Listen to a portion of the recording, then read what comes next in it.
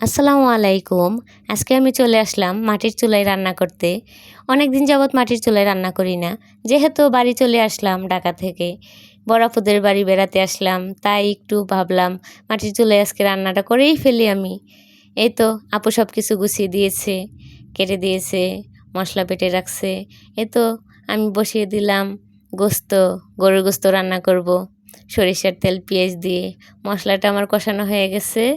এই তো দিয়ে দিলাম আমি গরুর গোস্ত। মাটির চুলায় রান্না খেতে খুব মজা হয়, তাই না বন্ধুরা? আপনারাই বলুন। আমরা তো ঢাকাতে প্রতিনিয়ত গরুর গোস্ত রান্না করি গ্যাসের চুলায় কিংবা প্রেশার কুকারে, ওগুলো খেতে ভালো লাগে না সেরকম। তাও কী করার, আর খেতে হয়। মাটির চুলার রান্নার স্বাদই আলাদা। বড় আপু বলে কথা, বড় আপু মায়ের সমান, তাই সব কিছু গুছিয়ে দিয়েছে, হেল্প করতেছে। আমার আপু গরু পালে, গরুর গোবর কত সুন্দর করে শুকিয়ে রাখছে, তাই দিয়ে আপু রান্না করে। আমিও তাই দিয়ে রান্না করতেছি। আপু চুলাটা ধরিয়ে দিছে, এই তো অনেক সুন্দরভাবে জ্বলে গ্যাসের চুলার মতো। দেখুন, এই যে গরুর গোস্তর পাশাপাশি আমি ভাতটাও চড়িয়ে দিয়েছি, সাদা ভাত।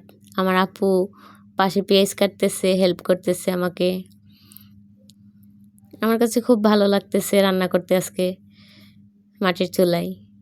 অনেক মজা হবে হয়তো বা। মাটির চুলার রান্না খেতে তো অনেক মজা।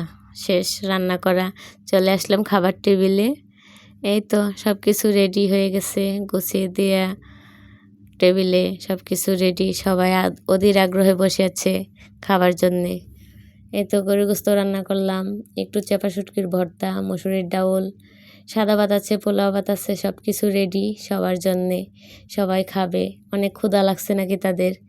আমার ভাগ্নি জামাই সবাই আছে, আমি, আমার হাজবেন্ড, সবাই খাবে, আমার ছেলে মেয়ে।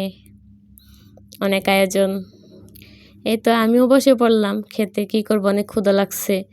আপনারা কি কেউ খেয়েছেন চাপা শুটকির ভর্তা দিয়ে আর পোলাও ভাত দিয়ে? আমি খাচ্ছি। Tata, bye bye.